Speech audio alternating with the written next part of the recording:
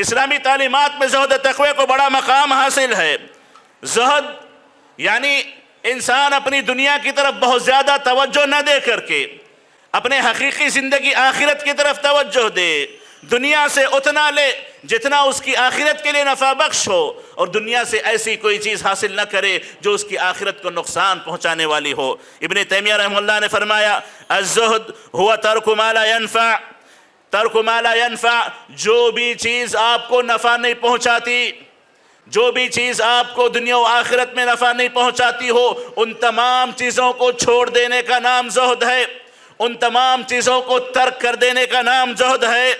اور کہتے تھے الزہد المشروع هو ترک الرغبة فيما لا ينفع في الدار الآخرة وهو فضول المباح التي لا يستعان بها على طاعة الله۔ کہتے ہیں کہ مشروع زہد جسے کہا جاتا ہے، جس زہد کی شریعت میں بڑی سخت ضرورت ہے، جس زہد کو لوگوں کو اپنانا چاہیے، جو اخلاق لوگوں کو اپنانے چاہیے، ابن تیمیہ رحمہ اللہ کہتے ہیں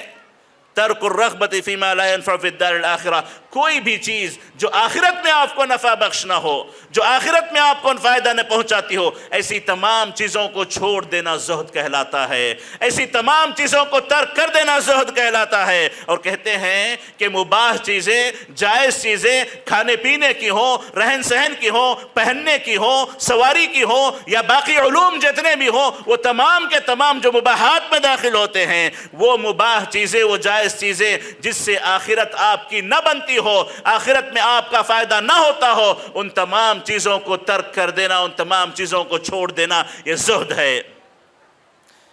اور کہتے ہیں فَأَمَّا مَا يَنْفَعُ فِي الدَّارِ الْآخِرَةِ بِنَفْسِهِ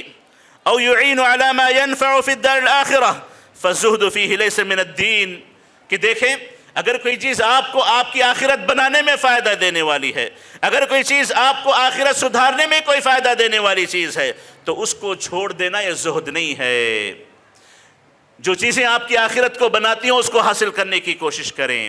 جو چیزیں آپ کی آخرت کو بناتی ہیں اس کو حاصل کرنے کی کوشش کریں، جو چیزیں آپ کی آخرت کو نہیں بناتی ان تمام دنیاوی چیزوں سے اپنے آپ کو روکے رکھیں، یہ حقیقی معنوں میں زہد ہے۔ معزز حاضرین،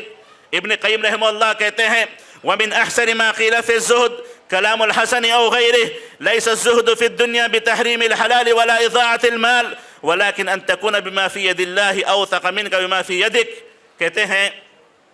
کہ زہد دنیا میں یہ نہیں ہے کہ آپ حلال چیزوں کو اپنے آپ پہ حرام کر لو، یہ نہیں کھاؤں گا، وہ نہیں پہنوں گا، وہ نہیں لوں گا، یہ نہیں کروں گا۔ حلال چیزوں کو حرام کر لینا زہد کا نام نہیں ہے۔ اور کہتے ہیں مال کو ضائع کرنا، مال کو صحیح جگہ پہ نہ لگانا، مال کا صحیح استعمال نہ کرنا، یہ زہد نہیں ہے، بلکہ کہتے ہیں زہد اسے کہتے ہیں کہ آپ اللہ تعالیٰ نے آپ کے حق میں جو فیصلے کر رکھے ہوں، اللہ تعالیٰ نے آپ کی تقدیر میں جو لکھ رکھا ہو اس پر آپ کا زیادہ یقین ہو، اس کے مقابلے میں کہ آپ اپنی طاقت پر، اپنے پیسے پر، اپنی صلاحیتوں پر یقین رکھیں۔ اللہ نے جو آپ کے لیے مقدر کیا ہو اس پر آپ کا مکمل بھروسہ ہو، یہ حقیقی معنوں میں زہد ہوا کرتا ہے۔ وَأَن تَكُونَ فِي ثَوَابِ الْمُصِيبَةِ إِذَا أُصِبْتَ بِهَا أَرْغَبُ مِنْكَ فِيهَا لَوْ لَمْ تُصَبْ فَهَذَا مِنْ أَجْمَعِ كَلَامِهِ فِي الزُّهْدِ وَأَحْسَنِهِ۔ کہتے ہیں کہ اگر کوئی مصیبت آپ کو پہنچ جائے، کوئی نقصان آپ کا ہو جائے، تو اس نقصان کے تعلق سے آپ اس کا ثواب جو ملنے والا ہے اس ثواب پر زیادہ یقین رکھیں، اس ثواب پر زیادہ یقین رکھیں، یہ نہ سوچیں کہ اگر وہ چیز میری نقصان میں نہ آتی تو زیادہ میں فائدے میں ہوتا۔ کسی کا کوئی نقصان ہو جائے، تجارت کا نقصان ہو، صحت کا نقصان ہو، اہل و عیال کا نقصان ہو، کسی کا انتقال ہو، کوئی بیماری ہو، جو بھی ہو، اس کے آ جانے کے بعد اس پر جو ثواب اللہ نے رکھا ہوگا، اس پر جتنا یقین آپ کو ہونا چاہیے یہ مطلوب ہے۔ اس کے مقابلے آپ یہ نہ سوچیں کہ اگر نقصان نہ ہوتا تو میں زیادہ فائدے میں ہوتا، اگر وہ نہ مرتا تو میں زیادہ فائدے میں ہوتا، یہ بیماری نہ آتی تو میں زیادہ فائدے میں ہوتا، یہ حقیقی معنوں میں زہد ہے۔ تو معزز حاضرین، اس زہد کی بڑی ضرورت ہے، اس زہد کی بڑی ضرورت ہے۔ نبی کریم علیہ السلام کی زندگی کو دیکھیں، نبی کریم علیہ السلام سے بڑا کوئی زاہد نہیں ہے۔ نبی کریم علیہ السلام کہتے ہیں مالی وللدنیا، مالی وللدنیا، دنیا کا میرے سے کیا تعلق ہے، دنیا کا مجھ سے کیا لینا دینا ہے، میرا دنیا سے کیا لینا دینا ہے۔ کہتے ہیں ما انا فی الدنیا الا کراکب استظل تحت شجرہ ثم راح وترکها میری دنیا کے ساتھ مثال ویسی ہے کہ جیسے کوئی سوار ہو، سواری پہ نکلا ہو، سفر پہ نکلا ہو، سفر سے سستانے کے لیے کسی سائے دار درخت کے نیچے وہ رکا ہو، تھوڑی دیر کے لیے سایہ لے لیا، پھر اس سائے کو چھوڑ کر کے نکل گیا۔ یہ میری اور دنیا کی مثال ہے۔ دنیا سایہ ہے، میں مسافر ہوں، سایہ کچھ دیر کے لیے میں نے لیا اور میں آگے نکل گیا۔ یہی دنیا کی مثال ہے کہ دنیا میں انسان پیدا ہو گیا اور آخرت کے لیے آگے نکل پڑا۔ معزز حاضرین، یہ تعلیمات جو نبی کریم علیہ السلام نے دی، قرآن و حدیث میں زہد کے تعلق سے دنیا کی حقیقت جو بیان کی گئی، ان تمام کا اثر جو صحابہ کرام نے لیا، صحابہ کرام نے اس کے جو اثرات اپنی زندگی میں لیے، اس کی بے شمار مثالیں ہمیں ملتی ہیں۔ قتادہ کہتے ہیں کہ عمر بن خطاب رضی اللہ تعالیٰ عنہ نے ایک مرتبہ کہا، لو شئت كنت اطيبكم طعاما والينكم لباسا ولكني استبقي طيبات للآخرہ۔ کہتے ہیں کہ اگر میں چاہوں تو کھانے پینے میں تم سے بہترین میں ہو سکتا ہوں اور بہترین لباس میں تمہارے مقابلے پہن سکتا ہوں، لیکن میں نے اپنی تمام خیر کی چیزیں، تمام نعمتیں آخرت کے لیے اٹھا کے میں نے رکھ دی ہیں۔ ولما قدم الشام صنع له طعام لم ير قط مثله۔ اور جب عمر بن خطاب رضی اللہ عنہ ملک شام آئے تو آپ کے لیے دسترخوان سجایا گیا، ایسا دسترخوان کبھی آپ نے دیکھا نہیں تھا، ایسا دسترخوان کبھی عمر بن خطاب نے نہیں دیکھا تھا۔ فقال هذا لنا فما لفقراء المسلمین الذين ماتوا وما شبعوا من خبز الشعير۔ یہ دسترخوان ہمارے لیے لگ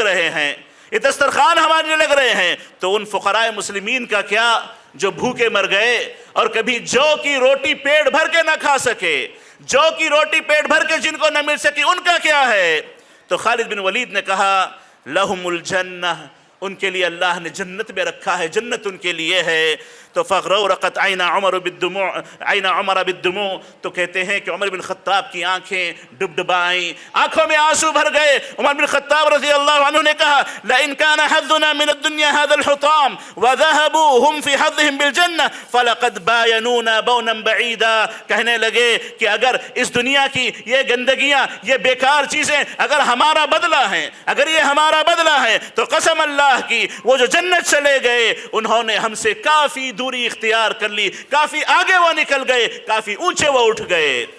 معزز حاضرین، یہ عمر بن خطاب رضی اللہ تعالیٰ عنہ کی سوچ تھی، یہ صحابہ کی فہم تھی، دنیا کو دیکھنے کا طریقہ تھا، دنیا کی نعمتوں کی ان کی نظر میں یہی قدر تھی کہ دنیا کو بہت کچھ جانتے نہیں تھے، بہت کچھ سمجھتے نہیں تھے، دنیا کو اسی مقام پہ رکھتے تھے جو حقیقت میں دنیا کا مقام ہے۔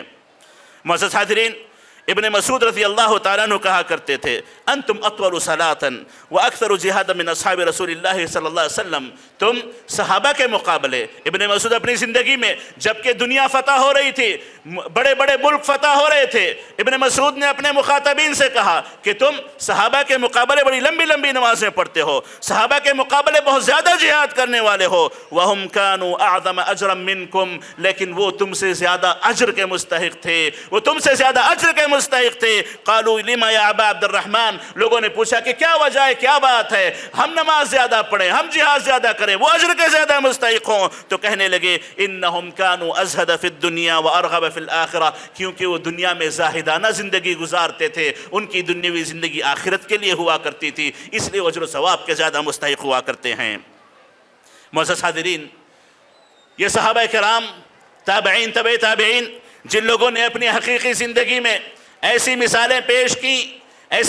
پیش کی زہد و ورع کی، اللہ کے ڈر کی، اللہ کے تقوی کی، دنیا کو اللہ کے نام پر قربان کرنے کی، دنیا میں دل لگانے کی کہ ایسی دنیا میں دل نہ لگانے کی کہ ایسی کوئی مثالیں رہتی دنیا تک پیش نہیں کر سکتا۔ حقیقت میں وہ اس بات کے حقدار ہیں کہ ان کی حقیقی معنوں میں پیروی کی جائے، ان کے حقیقی معنوں میں اتباع کی جائے اور ان کی زندگی کو لے کر کے انسان اپنی زندگی کو سدھارنے کی، سنوارنے کی کوشش کرے۔ معزز حاضرین، احمد بن حنبل رحمہ اللہ سے پوچھا گیا الرجل یکون معه 1000 درہم هل یکون زاہدا؟ کسی آدمی کے پاس 1000 درہم ہے، بڑا مالدار آدمی ہے، اللہ نے بڑے مال سے اسے نوازا ہے، اللہ نے بڑے مال و متاع سے، دولت سے اسے نوازا ہے، کیا وہ زاہد ہو سکتا ہے؟ زہد اس کے اندر پیدا ہو سکتا ہے؟ تو کہنے لگے ہاں، بشرط ان لا یفرح اذا زادت ولا یحزن اذا نقصت، اس شرط کے ساتھ کہ مال بڑھ جائے تو خوش ہو جائے، مال کم ہو جائے تو غمگین رہنے لگے، پریشان رہنے لگے. یہ اگر اس کی صفت نہ ہو تو 1000 دینار رکھتے ہوئے، مال و متاع رکھتے ہوئے بھی انسان بڑا ہی زاہد ہو سکتا ہے.